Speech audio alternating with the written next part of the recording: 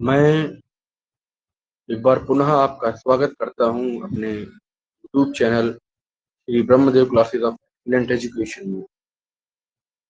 आप सभी लोग बहुत ही मेहनत से अपने लक्ष्य को प्राप्त अवश्य करेंगे बच्चों, ऐसा मेरा आशीर्वाद है।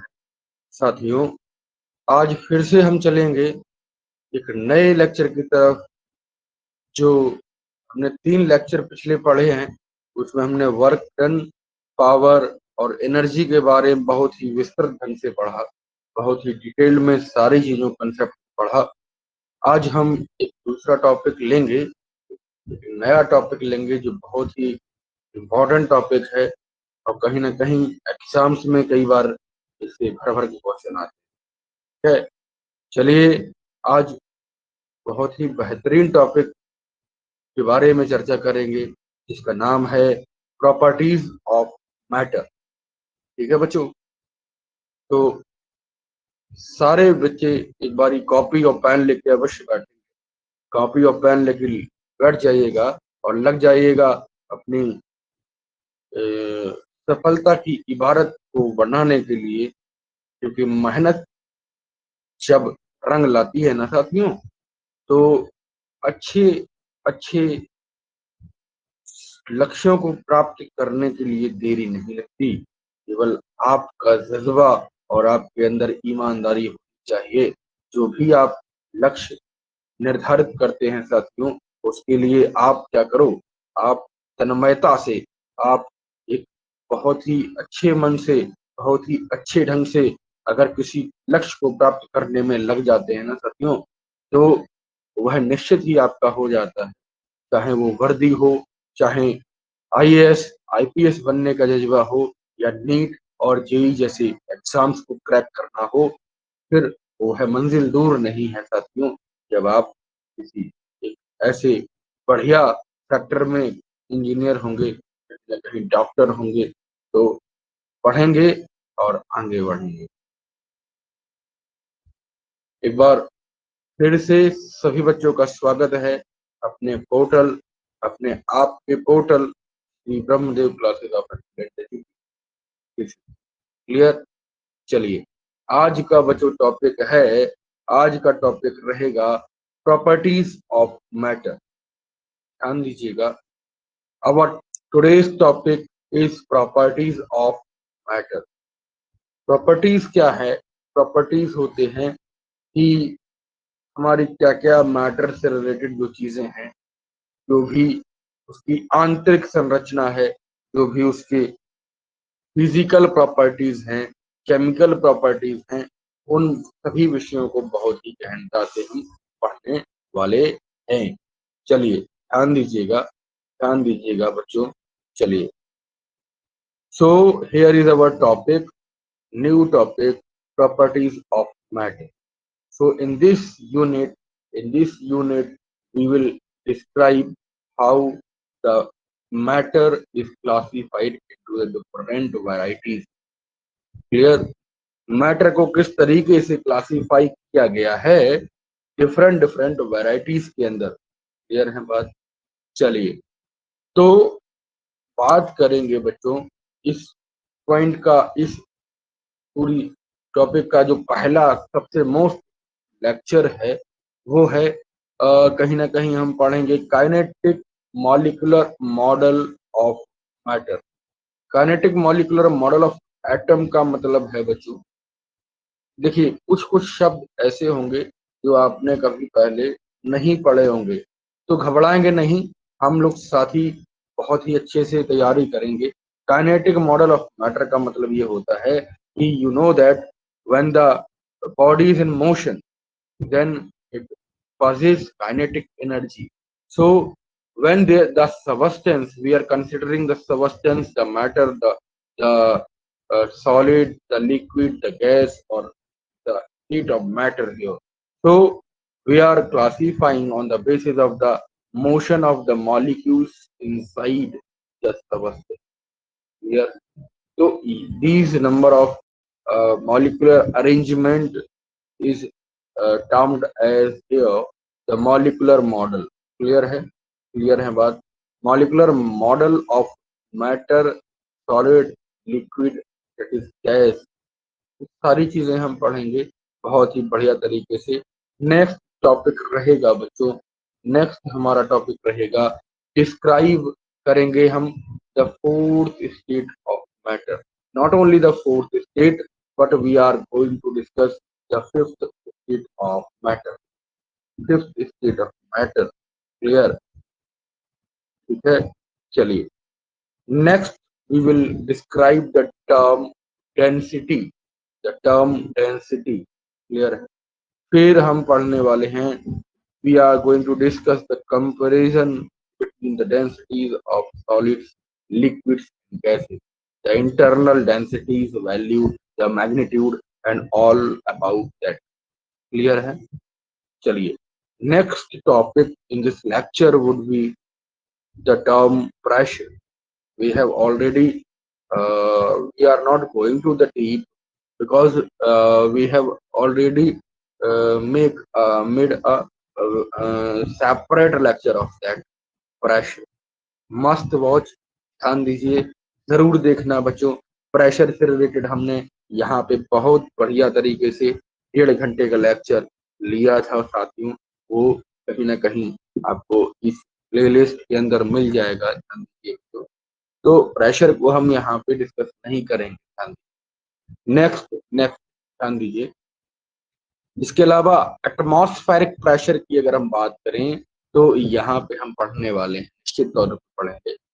नेक्स्ट ये जो टॉपिक है ये भी हमने उसी लेक्चर के अंदर कवर करके रखा है।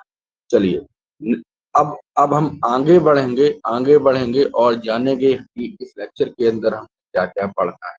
देखो ध्यान से, द हाइट ऑफ लिक्विड, ये कैसे राइज करता है बच्चों, जब किसी भी चीज पर एटमॉस्फेरिक प्रेशर यानी कि वायुमंडलीय दबाव काम करेगा। जानेंगे ना कि कभी भी कोई लिक्विड जब आप नली में या किसी नैरो ट्यूब के अंदर ले जाते हो तो वो नैरो ट्यूब के अंदर रेज कैसे करता है, आगे कैसे बढ़ता है, आगे कैसे बढ़ता है।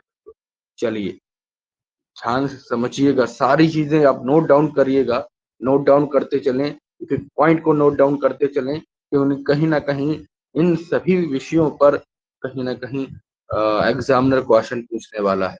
तो बच्चों डिस्क्राइब करेंगे एटमॉस्फेरिक प्रेशर कैसे डिक्रीज करता है जब हम हाइट को इंक्रीज कर दें अबव द अर्थ सरफेस, जैसे जैसे हम ऊपर जाते हैं तो वहां पर एटमॉस्फेरिक प्रेशर कम होता जाता है, clear? The most important point here is the Pascal's law of liquid, clear?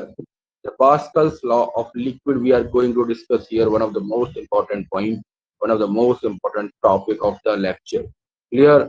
यहाँ पे हम एप्लीकेशंस देखेंगे कि पास्कल्स लॉ हमारी डेली लाइफ में, हमारी रोजमर्रा की जिंदगी में कैसे काम करता है, क्या क्या चीजें हैं जो पास्कल्स लॉ पर चलती हैं, क्या क्या बातें हैं जो पास्कल्स लॉ फॉलो कराता है। कहीं ना कहीं इन चीजों को बहुत ही बेहतरीन तरीके से सीखेंगे साथ, ठीक है? चलिए next next and the last would be, next but not the last, ध्यान दीजिए बच्चों, ध्यान दीजिएगा। चलिए देखिए, the we will also we will also discuss the relation between the pressure and the liquid surface to the depth and density, clear? Submarine solve करेंगे, problem question करेंगे, इसके लिए क्वेश्चन करेंगे बच्चों, डेंसिटी के लिए क्वेश्चन करने वाले हैं, न्यूमेरिकल करने वाले हैं, बहुत ही बेहतरीन लेक्चर होना चाहिए, ठीक है? ध्यान दीजिएगा, सभी साथी बढ़िया से पढ़ेंगे। जो यहाँ पे टॉपिक कवर अप किए जाएंगे वो होंगे मैटर एंड इट्स स्टेट, ठीक? दूसरा होगा फ्लूइड डायनामिक्स, जो हम कहते हैं हाइड्रोडायनामिक्स के अंदर हम चीजों को पढ़ते हैं, हाइड्रो के साथ साथ मतलब गैसेस के लिए भी हम पढ़ेंगे, तो ये फ्लूइड डायनामिक्स हो गया, ठीक है? फिजिक्स ऑफ सॉलिड, जो आपका क्लास 12th के अंदर पढ़ता है, तो 11 12th के लिए बेसिकली जो हम पढ़ते हैं, और साथ ही साथ बीएससी पार्ट 1 में कुछ चीजें यहाँ पे सीखी जाएंगी, तो कहीं ना कहीं हम पढ़ेंगे, बहुत ही बेहतरीन तरीके से पढ़ने वाले, बने रहेंगे अंत तक, और आप कहीं ना कहीं कुछ न कुछ जरूर लेके जाएंगे। देखो देखो, आज का जो टॉपिक है, द टॉपिक इज मैटर्स का property, the properties of the matter. Clear? तो यहाँ पे पहला लेक्चर क्या बनेगा, पहला टॉपिक बनेगा साथी, पहला टॉपिक बनेगा बच्चों, वो बनेगा वो बनेगा आपका, क्या बनेगा सर बच्चों, वो बनेगा कि स्टेट ऑफ मैटर क्या है। ध्यान से समझिएगा कि जब भी कोई वस्तु है तो मैटर है क्या, मैटर क्या होता है? Matter is the existence of whatever we have the surrounding, and it is the forms of matter which is present in the surrounding. All the existence what we are having according to the chemical or physical properties we have classified on the basis of that. देखिए ये definition किसी किताब में नहीं लिखी जो मैं बोल रहा हूँ, लेकिन आप अगर ध्यान से समझोगे ना, तो सुनोगे, तो सारी चीजें क्लियर हो जाएंगी। मैं क्या कह रहा हूं, matter is all over what we have in the surrounding, and this is classified on the basis of the properties, and these properties are molecular properties. What we are saying, molecular properties, molecules की जो property है, जैसे मान लीजिए वो कैसे घूम रहे हैं इन the surrounding, in in the crystals of that. ठीक है, बड़े बड़े शब्द नहीं लेंगे क्योंकि फंस जाओगे आप, फिर समझ नहीं आएगा। तो कहीं ना कहीं जो भी चीजें आपके आसपास हैं, उनकी उनके भीतर के जो मॉलिक्यूल्स हैं, जो छोटे छोटे कण हैं, उन कणों का जो मोशन हो रहा है, ठीक है, वो किस तरीके से विद इन द पूरा सॉलिड के अंदर या गैस के अंदर या लिक्विड के अंदर देखा जा रहा है, उसकी वजह से जो स्टेट्स ऑफ द मैटर हमने क्लासिफाई करके रखा है, वो 5 तरीके, कितने तरीके के हैं बच्चों? 5 तरीके। तो यहाँ पर हम बात करेंगे सबसे पहले तरीके वाली। ठीक है, सबसे पहला जो है वो है सॉलिड। क्या है बच्चों? सॉलिड है। ध्यान दीजिए, देखो यहाँ पे हम बात करेंगे, मैटर एग्जिस्ट करता है बेसिकली 3 स्टेट्स में। ठीक है, ठीक है बच्चों, एग्जाम्पल के लिए हम देख लेंगे, matter has weight occupied space, ये छोटी सी बात है। ठीक है, but matter, but state of matter not with other. याद रखिएगा, जो प्रॉपर्टीज हैं वो एक मैटर ऑफ सराउंडिंग या मैटर के स्टेट के लिए एक ही रहेगी, दूसरे के लिए अलग हो जाएगी।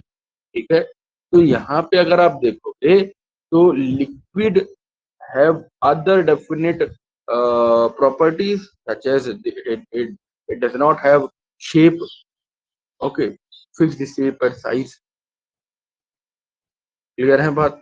चलिए, so density, these are the various properties such as hardness अलग है उनकी, डेंसिटी अलग रहेगी हर स्टेट की, सॉल्युबिलिटी अलग रहेगी, फ्लो अलग रहेगा, इलास्टिसिटी अलग रहेगी, कंडक्टिविटी अलग रहेगी साथी।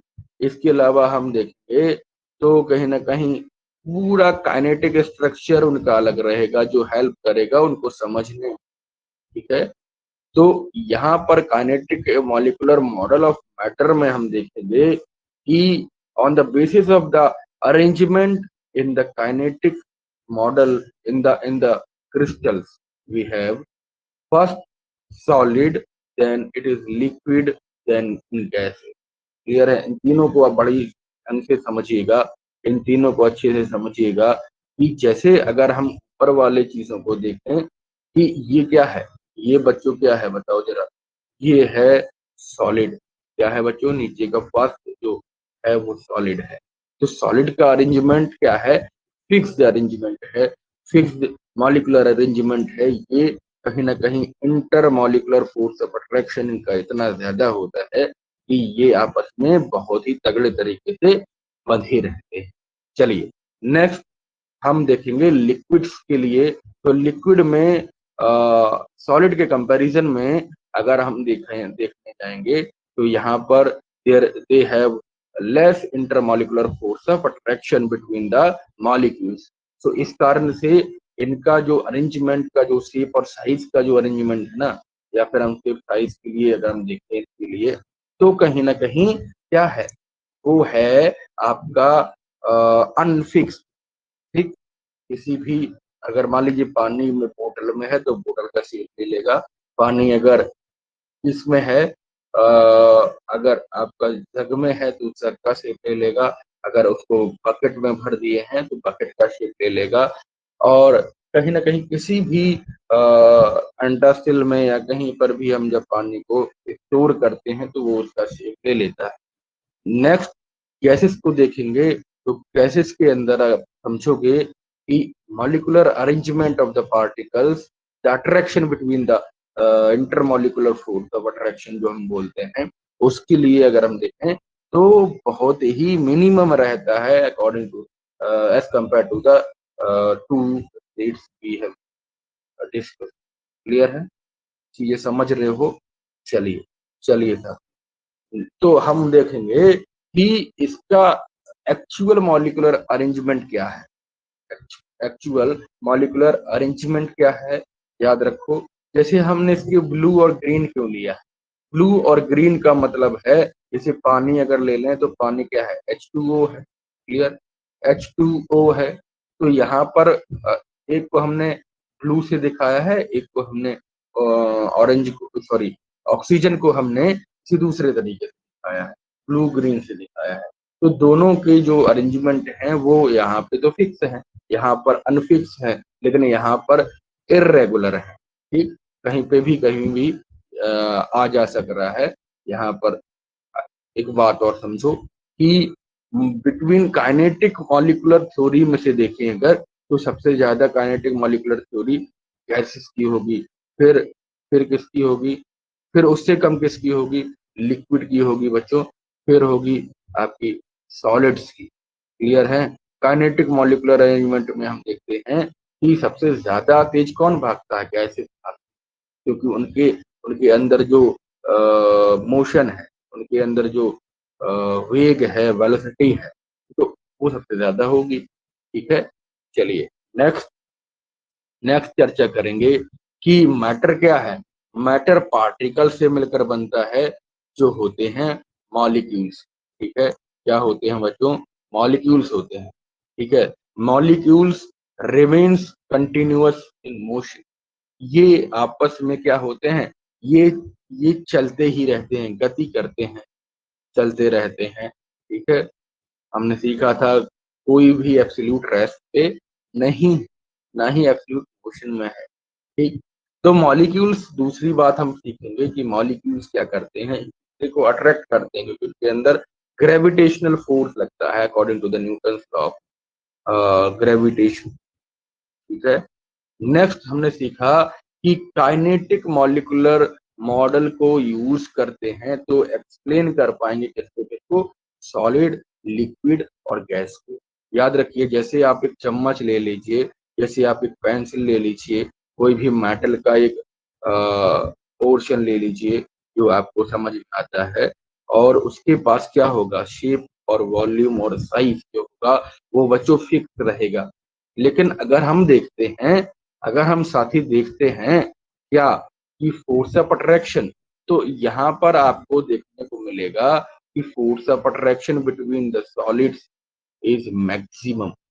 है, क्योंकि, और एक और बात, कि जब इनके अंदर फोर्स ऑफ अट्रैक्शन ज्यादा होगा तो ये वाइब्रेट करेंगे, अपने आप को कंपन करेंगे, उनके बीच में एक वाइब्रेशन क्रिएट होगा, जो वो मेन पोजीशंस पे ही वाइब्रेट करेंगे, but they do not move place to place, एक जगह से दूसरी जगह हिलेंगे तो, या हम कहीं कंपन करेंगे, लेकिन दूसरे स्थान पे नहीं जाएंगे। ठीक है बात, दूसरे स्थान पे नहीं जाएंगे बच्चों। लिक्विड के लिए अगर हम देखें तो यहाँ पर अगर हम बच्चों लिक्विड के लिए अगर हम बात करते हैं, उसके लिए बात करते हैं, काफी लिक्विड के लिए हम बात करते हैं, ध्यान दीजिएगा। तो distances between the molecule are more than solid, यही तो मैंने चर्चा करी थी। तो अट्रैक्टिव फोर्स क्या रहेगा, देखो अट्रैक्टिव फोर्स इनके लिए अदर देन द सॉलिड्स कम रहेगा, ठीक है। तो ऐसी केसेस में जो सॉलिड्स होंगे उनके बीच में force of intermolecular force of attraction ज्यादा होगा, तो वो मेन पोजीशन में वाइब्रेट भी करेंगे और कहीं भी जा भी सकते हैं, but they are not as rigid, ठीक, स्थिर नहीं होते हैं due to the weaker attractive force between them, clear है। They can slide over on one another, आप जानते हो ना कि लिक्विड के अंदर क्या लगता है, हमने पढ़ा था पिछले लेक्चर्स में कि लिक्विड लगाता है विस्कस फोर्स, ठीक है, जो लेयर्स ऑफ लिक्विड्स पर लगता है। तो ये एक दूसरे के ऊपर स्लाइड करेंगे, क्या करेंगे बच्चों, स्लाइड करेंगे दोस्तों। The liquid can flow, they have the tendency to flow, okay, so they are called fluids. क्या कहते हैं बच्चों इनको, हम फ्लूइड्स कहते हैं, क्या कहते हैं, फ्लूइड्स कहते हैं बच्चों, ठीक है। The volume of certain amount of liquid remains the same. एक बात देखिएगा कि जब वॉल्यूम की चर्चा करते हैं, उसकी बात करते हैं, तो हम लिक्विड के अंदर देखते हैं बच्चों की वॉल्यूम तो सेम रहता है, लेकिन शेप और साइज सेम नहीं होता है, ठीक।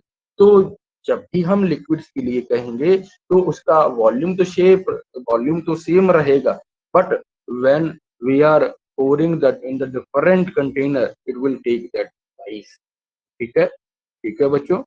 चलिए, इतनी बातें समझ आ रही हैं, सारी चीजों नोट करना है, सारी चीजों को नोट करना है साथ, ठीक है।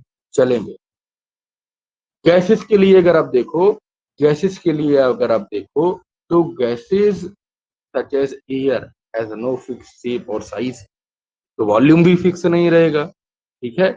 इन वो करेंगे रैंडम मोशन, रैंडम का मतलब है वो ऊपर भी जाएंगे, वो डायगोनली भी जाएंगे, डाउन साइड भी जाएंगे, कैसे भी वो कहीं ना कहीं कोई से भी डायमेंशन में मूव कर सकते हैं जैसा वो चाहे। जैसे आप अगर शोर करते हो क्लासेस के अंदर लगातार, जब आपका कोई वैकेंट पीरियड रहता है और जैसे ही टीचर इंटर करता है क्लास के अंदर, सारे के सारे एक रो में एक कहीं ना कहीं सीटिंग प्लान से अरेंज हो जाते हैं, ठीक है, ठीक है बच्चों। तो रैंडम मोशन समझे कि जिसका जो मन करे कहीं पर भी बैठ जा रहा है, जिसका जो मन करे वो साथी उसके साथ दोस्तों के साथ बैठ जा रहा है, कहीं पे भी आ जा रहा है, कुछ शैतान बालक है, वो कहीं पर भी इधर उधर रैंडमली मोशन कर लेते हैं। ऐसे ही गैसेस के अंदर होता है, क्योंकि उनके अंदर काइनेटिक एनर्जी सबसे ज्यादा होती है, काइनेटिक एनर्जी बच्चों सबसे ज्यादा। क्लियर है साथी, क्लियर है। चलिए नेक्स्ट अगर हम बात करें कुछ और चीजें समझें गैसेस के लिए, तो गैसेस हल्की होती हैं, सॉलिड्स और लिक्विड्स दे आर लाइट, ठीक है। So then they can be squeezed into smaller volume, उनको भरा जा सकता है स्मॉल वॉल्यूम के अंदर, ठीक। वे जो वॉल ऑफ कंटेनर होते हैं उनके उनके बीच में वो स्ट्राइक करती, क्या करती हैं साथी, स्ट्राइक करती, स्ट्राइक मतलब टकराती, ठीक। बाकी चीजें आप जानते हो पीछे के लेक्चर्स में या पीछे के क्लासेस में आप पढ़ के आए हो, इसके बारे में हम डिटेल्ड में डिस्कशन इतना ही करेंगे ज्यादा, ठीक है। अगर आप देखो इसके लिए तो आप बच्चों कंडेंस्ड मैटर ऑफ फिजिक्स में आप देखोगे कि सारे के सारी जो एटॉमिक मॉलिक्यूलर फिजिक्स है वो कहीं ना कहीं कंडेंस्ड मैटर फिजिक्स का एक पार्ट होता है, जो जो कहीं ना कहीं बहुत ही विस्तारित रूप में हम फिजिक्स के लॉज कहाँ कहते लगते हैं, वो क्रिस्टल्स के अंदर कैसी चीजें आती हैं, वो एक बहुत ही बड़ी बड़ी जो पीजी लेवल के लिए एमएससी मैंने किया था कंडेंस्ड मैटर फिजिक्स से, मेरा स्पेशल पेपर रहा है बच्चों, तो उसके अंदर हम सारी चीजें पढ़ते हैं। कहीं न कहीं बहुत बढ़िया तरीके से। तो इन सभी बातों को ध्यान रखेंगे। चलिए, नेक्स्ट हम सीखेंगे बच्चों प्लाज़्मा क्या प्लाज़्मा क्या है? The fourth state the fourth discovered state of the matter is plasma. Plasma क्या होता है?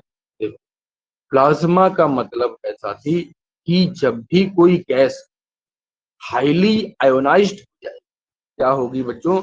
आयन्स में बहुत ज़्यादा, अगर हम कहें हाई मात्रा में आयोनाइज़ हो जाए या पॉजिटिवली आयोनाइज़। देखो ध्यान से, जब भी काइनेटिक एनर्जी बहुत ज़्यादा बढ़ जाती है किसी गैसेस के लिए अगर हम बात करें, तो जब काइनेटिक एनर्जी किसी भी सबस्टेंस की किसी भी गैसेस के लिए ज़्यादा अगर इंक्रीज़ हो जाए और ये हीट करे या हम कहें गर्म करवा दें इसको, तो ऐसे केसेस में जो गैसेस के मॉलिक्यूल्स होंगे वो और तेज़ी से भागने लगेंगे। उनके अंदर काइनेटिक एनर्जी बहुत अधिक मात्रा में उसका मैग्नीट्यूड बढ़ जाएगा। तो ये जो जो मॉलिक्यूल्स हैं या एटम का या मॉलिक्यूल्स के जो अरेंजमेंट हैं उस गैस के अंदर, वो भी कोलाइड करेंगे, आपस में टकराएँगे, ठीक है? और उस टकराने की वजह से, उस कोलिजन की वजह से यहाँ पर बहुत ही ज़्यादा मात्रा में क्या क्या क्रिएट होगा? ये बच्चों पॉज़िटिव आयन्स क्रिएट होंगे और वो जो एटम हैं, वो अपने इलेक्ट्रॉन को लूज़ कर देंगे। क्या कर देंगे बच्चों? लूज़ कर देंगे, जिससे वो पॉज़िटिव आयन्स कन्वर्ट हो जाएँगे, ठीक है? पॉज़िटिव आयन्स में बदल जाएँगे और ऐसी स्टेट ऑफ मैटर को हम कहते हैं बच्चों प्लाज़्मा। क्या कहते हैं? प्लाज़्मा कहते हैं, प्लाज़्मा कहते हैं।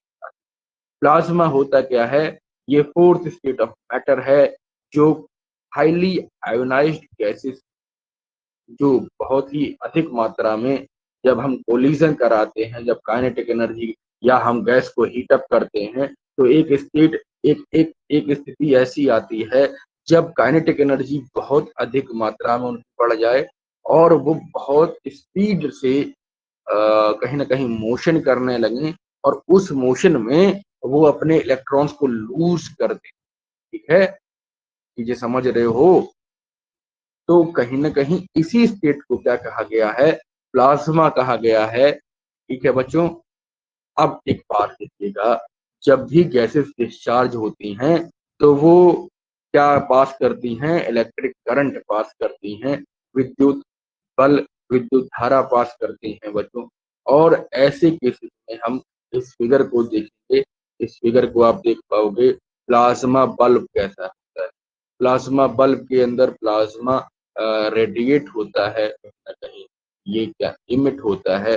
तो अगर आप प्लाज़्मा को देखो, तो ये फोर्थ स्टेट ऑफ मैटर है। जब कोई भी गैसेज़ आयोनिक स्टेट में होती है, तो पॉज़िटिव आयन्स और इलेक्ट्रॉन सेपरेट हो जाते हैं, जैसा कि हमने ऊपर पढ़ा। क्यों?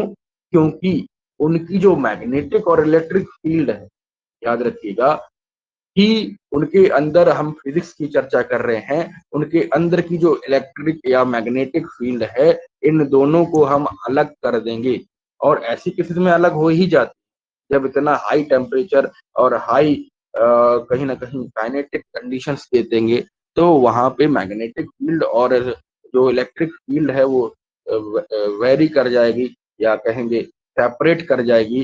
तो ऐसी केसेज़ में जो प्लाज़्मा है वो क्रिएट हो जाता है। जैसे नियॉन में, जैसे फ्लोरेसेंट ट्यूब में जब आप देखते हो जब जलते हैं, ये बल्ब जब जलते हैं, तो वहाँ पर आप देखोगे कि प्लाज़्मा क्रिएट होता है।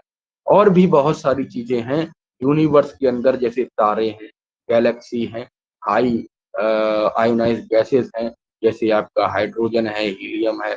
तो इन सभी बातों को अगर आप देखो, तो बहुत ही बड़े पैमाने पर हम देखेंगे कि प्लाज़्मा कहीं न कहीं होता है इन सभी चीज़ों में, ठीक है? प्लाज़्मा बहुत ही ज़रूरी है इसके लिए कंडक्शन ऑफ करंट को सुचारू रूप से चलाने के लिए, क्लियर है?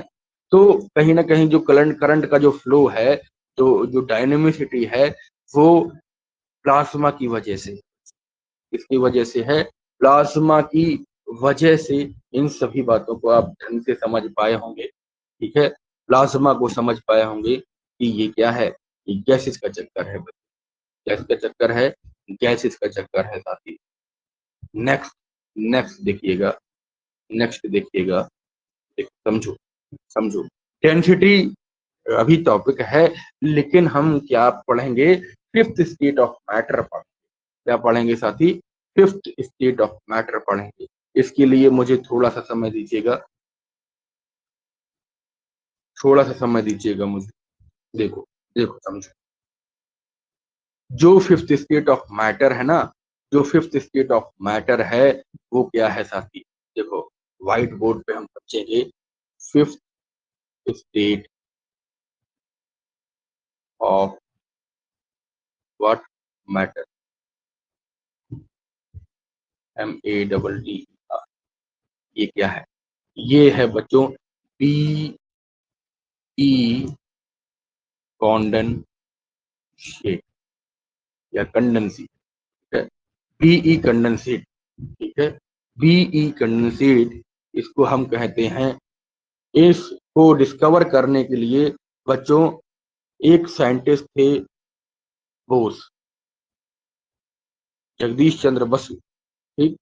एक साइंटिस्ट थे जगदीश चंद्र बसु, और एक साइंटिस्ट थे sir Albert Einstein, sir Albert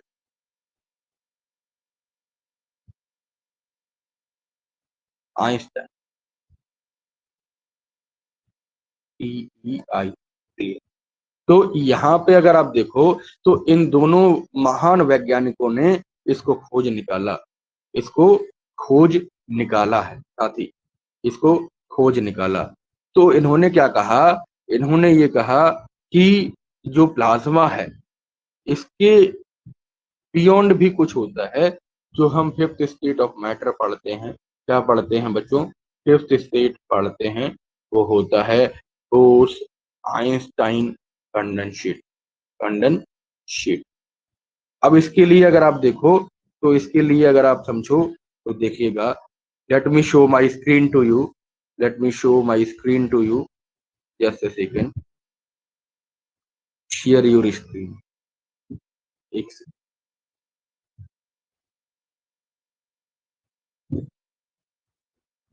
just, चलिए देखिए, यहाँ पर अगर हम देखेंगे, तो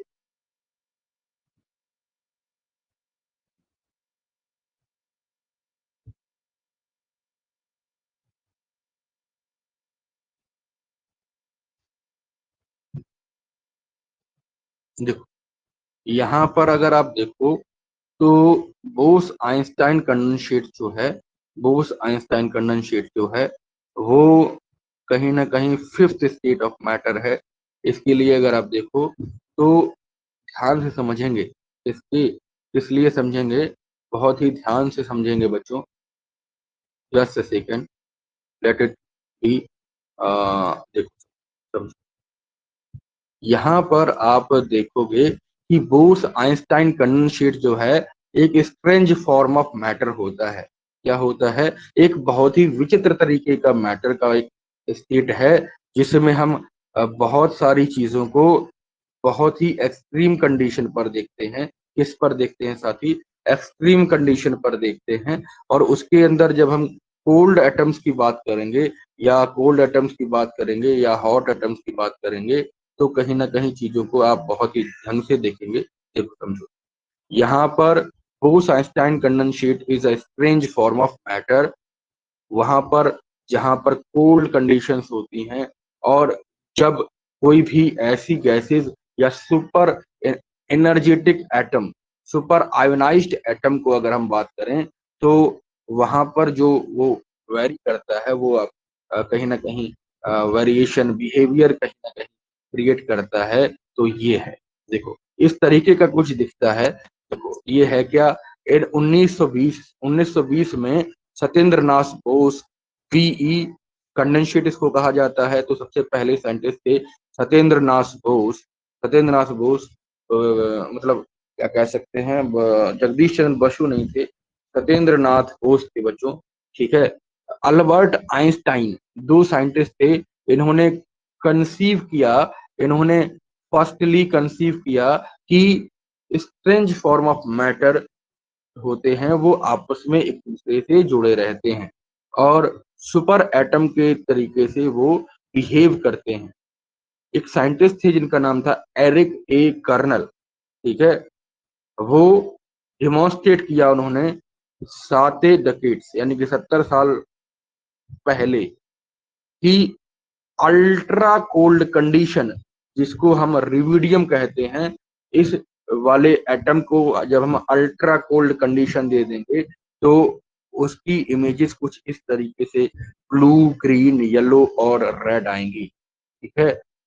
देखो बोर्स आइंस्टाइन कंडेंसेट होता क्या है, इसकी इंक्रीजिंग डेंसिटी हो जाएगी, मतलब रिविडियम जो आपका एटम है उसको जब हम बहुत बहुत ज्यादा ठंडा कर देंगे, एब्सोल्यूट कंडीशन से थोड़ा सा ऊपर ले जाएंगे, तो ऐसे केसेस में बच्चों देखो वो क्या होगा, वो रिविडियम का जो एटम है वो बोर्स आइंस्टाइन कंडेंसेट फॉर्म करने लगे, ठीक है। ठीक है बच्चों, इसको हमने कहाँ से लिया, इसको इमेज का क्रेडिट जाता है हमारे NIST के चीजों को लिए, वेव डिजाइनर के लिए।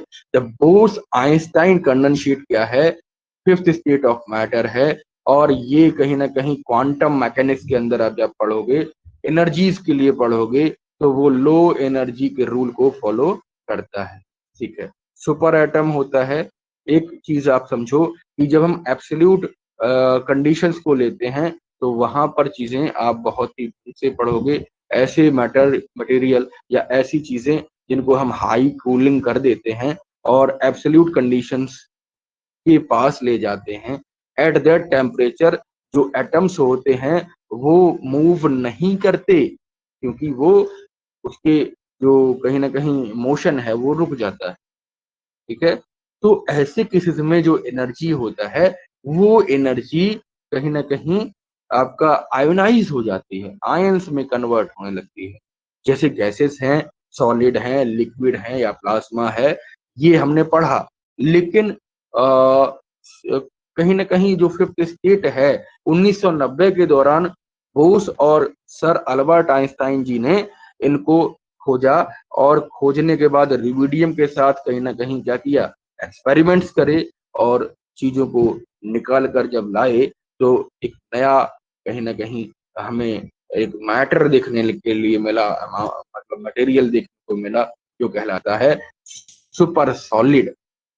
क्या कहलाता है बच्चों, सुपर सॉलिड कहलाता है, ठीक है। क्वांटम मटेरियल के अंदर, क्वांटम फिजिक्स के अंदर अगर हम बात करें तो ये सुपर केमिस्ट्री का एक टॉपिक रहा, सुपर केमिस्ट्री का एक बच्चों टॉपिक रहा। ध्यान दीजिए, इस बात को हम बहुत ही बेहतरीन तरीके से समझ पाए होंगे। चलिए हम अपने टॉपिक पर फिर से आएंगे बच्चों, हम अपने टॉपिक पर फिर से आएंगे, ठीक है। ठीक है बच्चों, देखिएगा, देखो समझो, समझो ध्यान से समझो कि अगर हम बात करें, अगर हम बात करें साथी, अगर हम बात करें तो ये पांचों स्टेट बहुत ही इंपॉर्टेंट है। क्या है बच्चों, पांचों स्टेट बहुत ही महत्वपूर्ण होती हैं, जो हमने यहाँ पे चर्चा करी इस विषय में, ठीक है। Let let we have to discuss the another topic also, ठीक है। देखो समझो, समझो पांचों चीजें समझ आए, पांचों मैटर समझ आए। सेवंथ जो है, सिक्स्थ स्टेट और होती है, अभी हम उसके बारे में चर्चा नहीं करेंगे।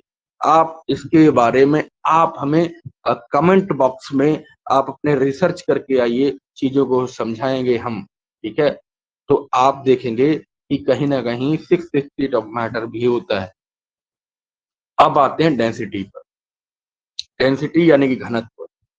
आप देखते हो कि जो लोहे की वस्तु है या फिर लकड़ी की वस्तु है, कौन ज्यादा घनत्व जिसका होगा, किसका होगा बताओ, कौन ज्यादा घना होगा या कौन ज्यादा भारी होगा, ये किस पर डिपेंड करेगा बताओ। वो क्वालिटी पर डिपेंड करेगा, क्वांटिटी ऑफ मैटर पे भी डिपेंड करेगा, नेचर ऑफ द मैटर पे भी डिपेंड करेगा कि उसकी प्रॉपर्टीज क्या है, ठीक है। तो सबसे डेंस जो है वो क्या है, सबसे डेंस जो है वो इसमें आयरन है। दोनों में क्या है बच्चों? आयरन है। तो बात करेंगे कि वॉल्यूम ऑफ जो आयरन हम ले रहे हैं और जो वुड ले रहे हैं, इससे ये पता चलेगा कि हम कितना ले रहे हैं, तब डेंसिटी पता चलेगी। ठीक है, ठीक है बच्चों। तो ऐसे केसेस के लिए हम चीजों को समझेंगे। तो जो सबस्टेंस ले रहे हैं कि वो डेंसर है कि लाइटर है, यानी कि हल्का है कि भारी है, उसकी डेंसिटी किस पर डिपेंड करती है?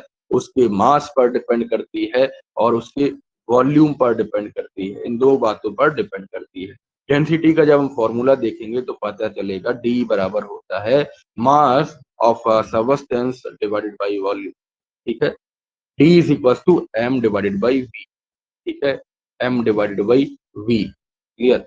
अच्छा, इसकी ऐसा ही यूनिट अगर देखेंगे तो क्या होगा? देखो साथी, ऐसा ही यूनिट अगर हम देखें तो ये होगा किलोमीटर, क्योंकि जो मास है वो किलोमीटर में लेते हैं। डिवाइड करेंगे आपका क्या नाम, वॉल्यूम के साथ। तो वॉल्यूम जो है वो होता है कहीं ना कहीं केजी मीटर क्यूब में, केजी पर मीटर क्यूब में। तो यहाँ पे आप देखोगे तो इसका इसका जो मीटर क्यूब जो वॉल्यूम निकला ना, क्योंकि length into breadth into height या कुछ भी जब वॉल्यूम निकालते हो तो वो किसी स्क्वायर नहीं, एरिया स्क्वायर में आएगा। लेकिन अगर हम वॉल्यूम की बात करें मैथमेटिक्स के अंदर तो मीटर क्यूब में आती है वॉल्यूम। ठीक है, तो अगर आप देखोगे तो ये हो जाएगा केजी पर मीटर क्यूब। ठीक है, इसकी यूनिट हो जाएगी केजी पर मीटर क्यूब। क्लियर है? चीजें समझ आई? समझ आई चीजें? चलो, अगर हम इसके लिए देखें तो फॉर एग्जाम्पल एक एग्जाम्पल लेते हैं। Mass of 5 litres of water is 5 kg। ठीक, सो हमें कैलकुलेट करना है क्या? डेंसिटी कैलकुलेट करनी है। तो 1 लीटर के पानी की जो डेंसिटी है वो क्या है बच्चों? वो क्या है ये कैलकुलेट करना है। 1 लीटर में कितना, आप इसको लिख कैसे सकते हो? 10⁻³ मीटर क्यूब लिख सकते हैं। अब इसके लिए 5 लीटर्स के लिए जब देखोगे तो 5 का मल्टीप्लाई कर देंगे तो इसकी डेंसिटी कितनी हो जाएगी? देखो साथी, 5 इंटू 10⁻³ मीटर क्यूब लिख सकते हैं, मीटर क्यूब लिख सकते हैं। अब इसका डेंसिटी जब आप कैलकुलेट करोगे तो क्या आएगा? 5 kg डिवाइडेड बाई 5 इंटू 10⁻³ तो ये कहीं ना कहीं डेंसिटी निकल के आएगा, डेंसिटी बच्चों निकल के आएगा। तो इन बातों को आप समझ पाते हो, 1000 निकल के आएगा। ठीक है, और अगर आप डेंसिटीज को देखो तो कुछ डेंसिटीज के लिए हमने वैल्यू यहाँ पे लिए है। एयर के लिए 1.3 है। ठीक है, फोम के लिए 89 है, तो पेट्रोल के लिए 800 है, कुकिंग ऑयल के लिए ये सब है, याद करने वाली चीजें हैं। गोल्ड के लिए 1933 19,300 है। प्लेटिनियम के लिए 21,500 है। ठीक है, इन सभी बातों को बहुत ही ढंग से पढ़ेंगे। 1 लीटर के लिए हम इसे लिख सकते हैं 1 सेंटीमीटर क्यूब के लिए इसको ऐसे लिख सकते हैं। 1 मीटर क्यूब को इस तरीके से, कहीं ना कहीं सभी चीजों को हम ऐसा ही यूनिट लिख सकते हैं। ठीक है, ठीक है बच्चों, ठीक है। ये कुछ इसके फॉर्मूले हैं, आप देख पाओगे इसको। चलिए नेक्स्ट देखेंगे साथी। प्रेशर के लिए हम कैलकुलेट कर चुके हैं। अब इसके लिए हम एक एग्जांपल यहाँ पे सेट किए हुए हैं, इसको देखेंगे कि मास है किसी भी बॉडी का, एक पत्थर है जिसका मास है 200 सेंटीमीटर क्यूब। ठीक है, अब उसकी वैल्यू मतलब वॉल्यूम दिया गया है। Find its density, find its density. एक पत्थर है, एक पत्थर है, ध्यान दीजिए, एक पत्थर है 500 ग्राम का, आधा केजी का एक पत्थर है जिसकी वॉल्यूम है 200 सेंटीमीटर क्यूब। इसका डेंसिटी निकालना है। तो डी बराबर होता है एम डिवाइडेड बाई वी। तो आप दोनों को रखोगे तो क्या पाओगे? देखो, डबल जीरो से डबल जीरो कैंसिल आउट, ये आएगा 2.5 ग्राम पर सेंटीमीटर क्यूब। क्लियर? तो यहाँ पे आपको डेंसिटी मिल जाएगी। आप जानते हो कि अर्थ एटमॉस्फेयर जो है, अर्थ का जो एटमॉस्फेयर है वो एक्सटेंड करता है कई 1000 किलोमीटर पर, लेकिन डेंसिटी इसकी जैसे जैसे हम ऊपर बढ़ेंगे तो उसकी डेंसिटी घटती जाएगी। क्यों? क्योंकि जो सी लेवल है उससे 10 किलोमीटर पर जाने पर, 10 से 30 किलोमीटर पर जाने पर जो सी लेवल है 99% हो जाता है। उसके मास का, ठीक है। तो एयर क्या होती है, हवा क्या होती है, पतली होती चली जाती है, जिसकी वजह से आप सांस लेने में असमर्थता दिखाते हैं। क्या दिखाते हैं बच्चों? असमर्थता दिखाते हैं। प्रेशर के लिए हमने बहुत ही विस्तार में हमने ढंग से पढ़ा है, तो कहीं न कहीं चीज़ों को आप बहुत ही बढ़िया ढंग से पढ़ेंगे। इसके अंदर प्रेशर हमने पढ़ा है बच्चों, प्रेशर को साइड करेंगे, कुछ चीज़ें हम और पढ़ेंगे। देखो ध्यान से कि पास्कल्स लॉ क्या है? क्या है बच्चों? पास्कल्स लॉ क्या है? पास्कल्स लॉ के अलावा हम कुछ चीजें यहाँ पे देखेंगे, 2 मिनट के अंदर हम देखेंगे बच्चों। देखो, मेजर करेंगे कैसे एटमॉस्फेरिक प्रेशर को। एट सी लेवल जब आप देखते हो तो वो होता है 101300 न्यूटन पर मीटर स्क्वायर। इंस्ट्रूमेंट कौन सा लेंगे? एटमॉस्फेरिक प्रेशर को मापने के लिए बैरोमीटर लिया जाता है। बैरोमीटर जैसे जैसे ऊपर चढ़ता है, ध्यान दीजिएगा, तो क्या होगा, आपका जो मौसम है वो साफ हो जाएगा, ठीक है। इसके लिए हम एक और लेक्चर के अंदर पढ़ने वाले हैं साथी। 1 मीटर के अगर क्लोज कंटेनर को ले लें और उसके एक छोर से हम अगर इसको देखें तो क्या पाएंगे कि मरकरी भर दें। ये चीज समझ रहे हो? मरकरी बैरोमीटर है, तो उसको अगर हम यूज करेंगे तो वो एक सर्टेन कंडीशन पर आकर रुक जाता है। देखो, column of mercury held in the tube exert pressure at its base. जो तली है उस पर प्रेशर क्रिएट करेगा, और सी लेवल में आप देखोगे इसके 76 कॉलम्स भर जाएंगे, ठीक है। इसके इसके जो 76 सेंटीमीटर जो डिस्टेंस है वो फिल हो जाएगी। तो यहाँ पे आप देखोगे कि 76 सेंटीमीटर जो मरकरी का है वो कितना प्रेशर क्रिएट करता है, वो करता है 101300 न्यूटन पर मीटर स्क्वायर, ठीक है, जो एटमॉस्फेरिक प्रेशर के बराबर होता है। क्लियर है चीजें? तो यहाँ पर हमने मरकरी का यूज किया है। लिक्विड होता है mercury at the room temperature. ये बच्चों लिक्विड रहता है, होता है लिक्विड, ठीक है। तो यहाँ पे हमने टॉर्सली ने ये एक्सपेरिमेंट किया था। किसने करा था बच्चों? टॉरिसली ने एक्सपेरिमेंट किया था, जिसका नाम था ई टॉरिसली, ठीक है। वहां पे उन्होंने एक लॉ भी दिया था, जिसको हम टॉरिसली एक्सपेरिमेंट कहते हैं। उन्होंने ये सब चीजें करी थी। उन्होंने देखा था कि मरकरी क्या है, 13.6 टाइम डेंस है पानी से, ठीक है। तो वो 0.76 मीटर को जब हम 13.6 से मल्टीप्लाई करेंगे तो 10.34 आता है, ठीक है। जो एक वर्टिकल हाइट है, किसकी है? किसकी है? ये बैरोमीटर की है। ये समझ रहे हो? तो ये सब कहीं ना कहीं वेरिएशंस आते हैं, जो टॉरिसली जी ने बहुत ही बढ़िया से बताए थे। एक स्टोक्स लॉ भी हम इसके लिए पढ़ते हैं हाइड्रोडायनेमिक्स के अंदर। तो कहीं ना कहीं चीजें बहुत ही विस्तार से हम पढ़ेंगे और बहुत ही ढंग से पढ़ेंगे। ऐसा नहीं है कि छोड़ेंगे, छोड़ेंगे कुछ भी नहीं। देखो ध्यान से कुछ चीजें और यहाँ पे डिस्कस कर लें कि जो वैक्यूम क्लीनर है वो कैसे काम करता है। उसके अंदर की जो एयर का प्रेशर है वो बाल्टी के अंदर कैसे लगाता है।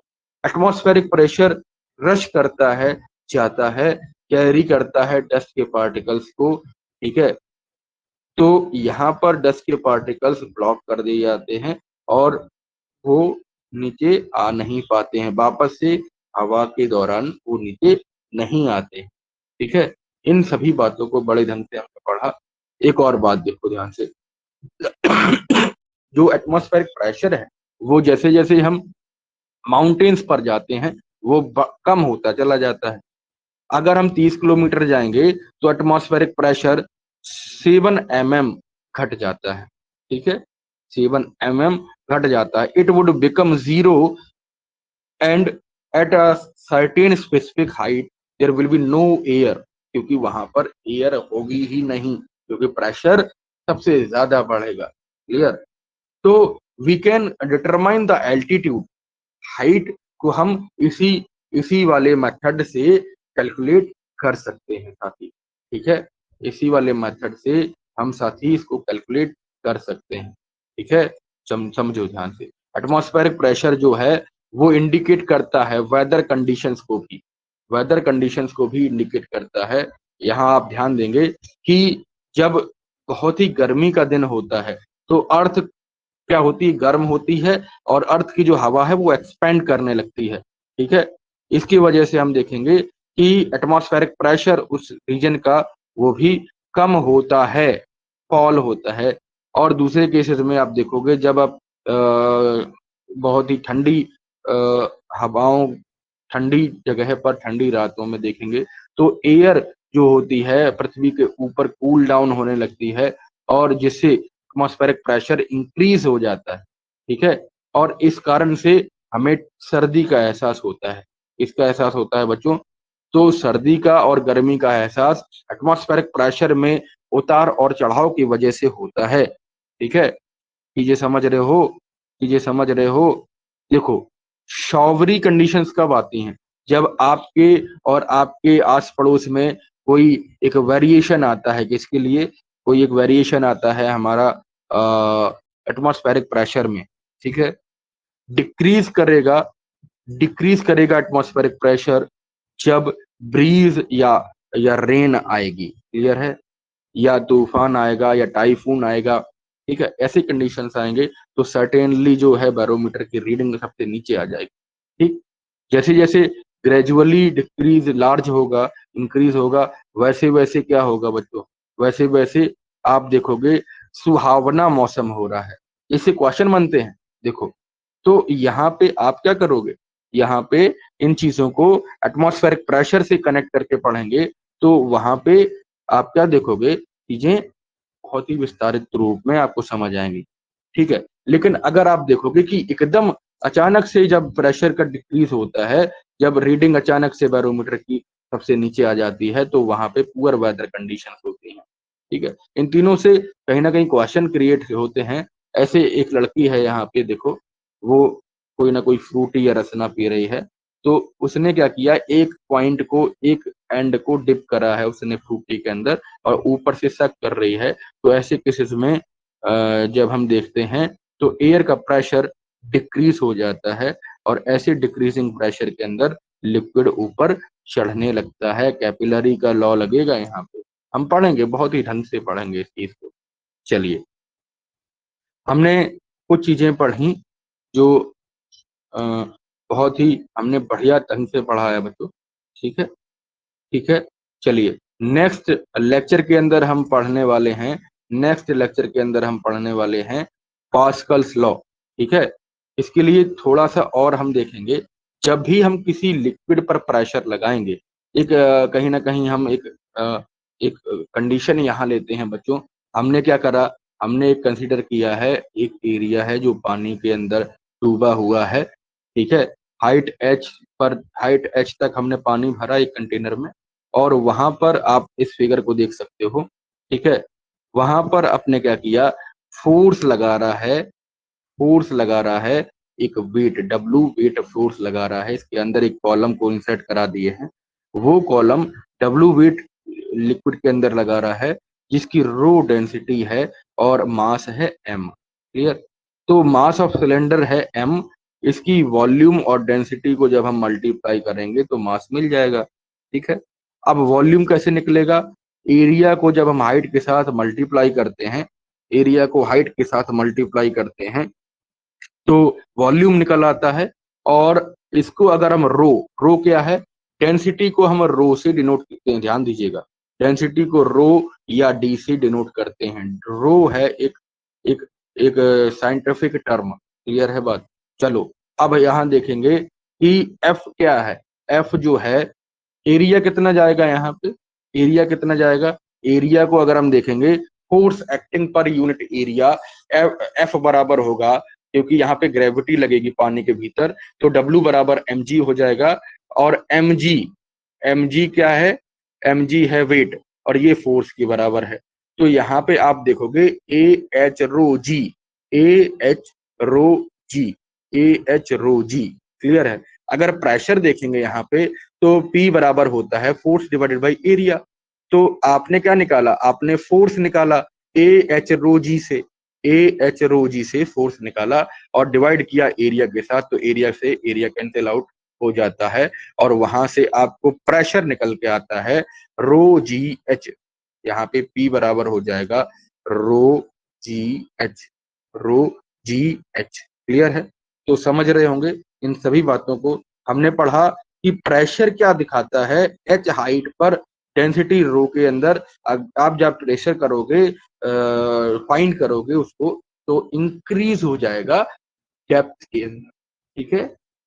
ठीक है बच्चों, इसी तरीके के हम चीजों को यहाँ पर पढ़ते हैं। आपको डॉक्टर ने सुई लगाई थी छोटे पर, अभी भी कभी लगाते हैं, तो जब बोतल के से इंजेक्शन लिया जाता है सिरिंज के अंदर, तो पिस्टन मूव होती है और सिलेंडर मूव होता है, और वहां से आप पिस्टन ऑफ द सिरिंज को पुल करते हो। डॉक्टर क्या करेंगे, उस पिस्टन को नीचे सरकाएंगे और उसके भीतर जो प्रेशर है वो कम होता है। ठीक है? वैसे वैसे कम होगा, लिक्विड जो है वो बॉटल के अंदर आएगा, बॉटल से पिस्टन की तरफ आएगा, क्योंकि वहां पर प्रेशर इस तरफ आ रहा है, इस तरफ बच्चों लो होता जा रहा है। ठीक है? आप देख रहे हो जो नजल है या जो जो सिरिंज का जो निडल है, उसके थ्रू जो जो आपका इंजेक्शन है वो आ रहा है। ठीक है? इस बातों को बहुत ही विस्तार ढंग से हम पढ़ते हैं in the hydrodynamics, in the fluid dynamics. ठीक है? आज के लिए हम इतना ही रखेंगे साथी, फिर हम कल बहुत ही बेहतरीन तरीके से पढ़ेंगे। हमने इस लेक्चर के अंदर हमने बहुत सारी चीजों के लिए डिस्कशन किया है। देखो क्या क्या डिस्कशन किया हमने बच्चों, डिस्कशन किया है। देखो एक बार में फिर से हम रिकैप कर लेंगे इस चीज को। हमने डिस्कशन किया, सबसे पहला हमने डिस्कशन किया मैटर के बारे में। क्लियर? मैटर की 5 स्टेट के बारे में डिस्कस किया। दूसरा क्या किया बच्चों, दूसरा हमने किया, देखो दूसरा किया कि बोस आइंस्टाइन कंडेंसेट क्या है। दूसरा हमने किया कि फर्स्ट टू फिफ्थ जो स्टेट हैं वो क्या है। ठीक? इनकी तीसरा हमने डिस्कस किया, इनकी प्रॉपर्टीज क्या है, इनकी प्रॉपर्टीज क्या है। चौथा डिस्कस किया कि इनकी प्रॉपर्टीज में मॉलिक्यूलर अरेंजमेंट कैसा है, मॉलिक्यूलर अरेंजमेंट कैसा है। ठीक है? फिफ्थ हमने डिस्कस किया इनकी पिक्चर्स को, इनकी पिक्चर्स को। सिक्स्थ हमने डिस्कस किया, सिक्स्थ हमने बच्चों डिस्कस किया कि काइनेटिक, इनका काइनेटिक बिहेवियर कैसा है, इनका काइनेटिक बिहेवियर कैसा है। ठीक है? इसके बीच में जो इंटरमॉलिकुलर फोर्स है सेवंथ, वो क्या है, इंटर मॉलिकुलर फोर्स ऑफ, एक सेकेंड रुकिएगा, intermolecular force of attraction, IFM। एक छोटा शॉर्ट लिखती है, ये कैसे है। फिर हमने पढ़ा, क्या पढ़ा हमने बच्चों, पढ़ा कि डेंसिटी क्या है। ठीक? हमने क्या पढ़ा बच्चों, डेंसिटी क्या है। फिर हमने पढ़ा डेंसिटी की SI यूनिट क्या है, SI यूनिट क्या है। इसके अलावा हमने पढ़ा फॉर्मूला क्या है। इसके अलावा बच्चों हमने पढ़ा कि न्यूमेरिकल क्या है, न्यूमेरिकल कैसे सॉल्व किए। ठीक है? करीबन 2 से 3 न्यूमेरिकल हमने कॉन्सेप्ट इसके सीखे। ठीक है? इसके साथ हम सीखे कि atmospheric pressure, one of the most important point of this, atmospheric pressure क्या है बच्चों, एटमॉस्फेरिक प्रेशर क्या है। इसके अलावा हमने सीखा कि वेरिएशन ऑफ एटमॉस्फेरिक प्रेशर क्या है, वेरिएशन कैसे है, वेरिएशन ऑफ एटमॉस्फेरिक प्रेशर क्या है। इसके अलावा हमने एप्लीकेशंस देखे प्रेशर के, जो बच्चों एप्लीकेशंस हैं वो कैसे है, एप्लीकेशंस हैं वो क्या है, एप्लीकेशंस हमने सीखे बच्चों। ठीक है? इन सभी बातों को बहुत ही विस्तार तरीके से सीखा। एक डेरिवेशन हमने किया, एक हमने बच्चों डेरिवेशन किया, इसके लिए डेरिवेशन किया प्रेशर और एरिया के लिए। वहां पे ρGH निकल के आया। जब भी हमने चीजों को पढ़ा, हमने बच्चों टॉरिसली एक्सपेरिमेंट पढ़ा, टॉरिसली एक्सपेरिमेंट पढ़ा, टॉरिसली एक्सपेरिमेंट पढ़ा। और हमने क्या पढ़ा बच्चों, हमने मरकरी के साथ, हमने मरकरी के साथ ऑब्जर्वेशंस किए। किसके लिए, हमने एटमॉस्फेरिक प्रेशर के लिए हमने क्या किया, हमने चीजों को ढंग से पढ़े, ठीक है। इन सभी बातों को बहुत ही विस्तारित फॉर्म में हम पढ़ेंगे फिर से दोबारा से। तब तक आप अपना ध्यान रखिए, बहुत ही मन से पढ़िए। संघर्ष जिंदगी है, लड़ना उसे पड़ेगा, जो लड़ नहीं सकेगा साथी आगे नहीं बढ़ेगा। कुंदन है जिसकी काया, तपना तुझे पड़ेगा, और कुंदन तू ही बनेगा, बस आग में तपे। क्लियर है? ध्यान दीजिए, अपने आप को बहुत ही निखारिए। हीरा वही होता है जो हाई कंडीशंस में, हाई टेम्परेचर में अपने आप को तपा ले जाएगा। वो कोहिनूर बनने से उसको कोई नहीं रोक पाएगा साथी। ध्यान दीजिए, बढ़िया से पढ़िए। आप अपने आप में माहिर हैं, और माहिर होने का मतलब केवल इतना नहीं है कि आप लक्ष्य की प्राप्ति के लिए चल रहे हैं, कैसे चल रहे हैं वो भी मैटर करता है। इस सभी शुभकामनाओं के साथ मैं विष्णु कुमार द्विवेदी आपको फिर मिलूंगा दूसरे आने वाले लेक्चर में। तब तक आप अपना विशेष ध्यान रखें। जय हिंद साथी, जय हिंद और वंदे मातरम।